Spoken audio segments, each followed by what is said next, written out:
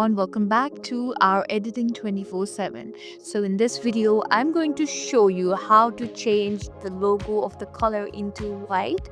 So this is the logo of our good old Legos. I'm pretty sure you all have heard about Legos. It's one of the very popular brand.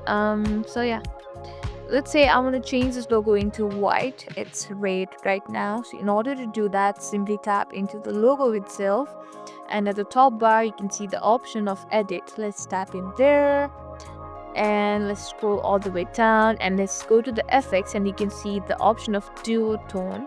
Let's tap in there.